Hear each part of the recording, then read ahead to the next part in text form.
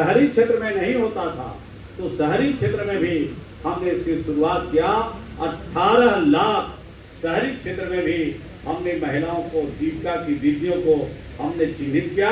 अब उनके खाते में भी हमको 10-10 हजार रोजगार के लिए देना है, ताकि महिला सशक्त हो सके, महिला आत्मनिर्भर हो सके और महिलाओं की अपेक्षा जो हुई है वो नहीं हो सके और मुख्य धारा में महिलाओं को शामिल किया जाए, इस काम के लिए हमने दिया।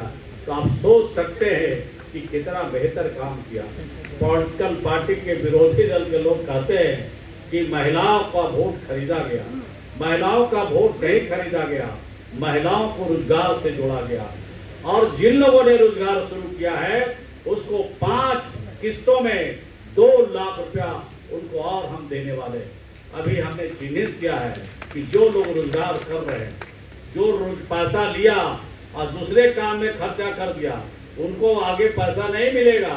लेकिन जिन लोगों ने चूड़ी का दुकान, लहठी का दुकान, मसाला का दुकान, अचार का, पापड़ का, सिलाई का, कटाई का, जो भी बकरी पालन का, पशु पालन का जिन लोगों ने रोजगार शुरू किया है, उसको अभी आगे इसी महीने की में हम उनको 20,000 रुपया और देने वाले हैं। उसके आगे फिर उनको हम 40,000 रुपया देंगे, उसके आगे फिर हम 60,000 रुपया देंगे और फिर आखिरी में उनको 80,000 रुपया का किस्त देंगे।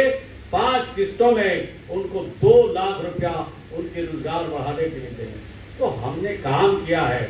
अगर ये बात उत्तर प्रदेश के गांव के महिलाओं को अगर बताइएगा, जैसे हम लोग जब चुनाव में घूमे थे, पिछले चुनाव में, तो शराबबंदी जब के बारे में बताते थे तो बहुत महिला आकर्षित होती थी। आज 12% महिला हिंसा में कमी आई है और 55% रोड एक्सीडेंट के घटनाओं में कमी आई है। जिसके घर में शराब जाता था उसके घर में आज सब्जी जा रही है, फल जा रहा है, दूध जा रहा है, मिठाई जा रहा है।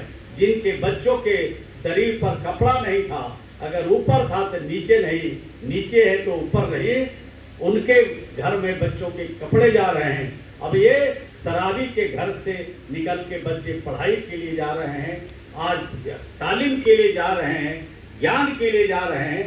ये शराबबंदी से बिहार में फायदा हुआ है, सरकारी तौर पर जरूर घाटा हुआ है, 4,000 करोड़ का घाटा जरूर हुआ है। और इस साल अगर जोड़ेंगे तो उसका लक्ष्य और भी बढ़ेगा। लेकिन घाटा हो तो हो, लेकिन समाज में सुधार का काम हो। राष्ट्रपिता महात्मा गांधी ने कहा था कि अगर एक क्षण के लिए मुझे तानाशाह बनना पड़े तो सबसे पहला काम ये शराब से जो बुराई पैदा हो रही है, सबसे पहले शराब जैसी बुराइयों को हम बंद करें।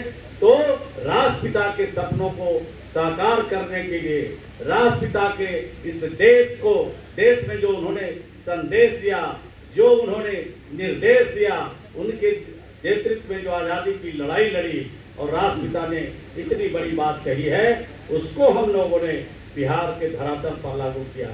इसी प्रकार से अगर बिहार में जो हम लोगों ने काम किया है उसकी भी आप चर्चा करेंगे। बिहार में हमारे नेता नीतीश कुमार जी का जो मॉडल है, आज प्रसिद्ध मॉडल है बिहार में।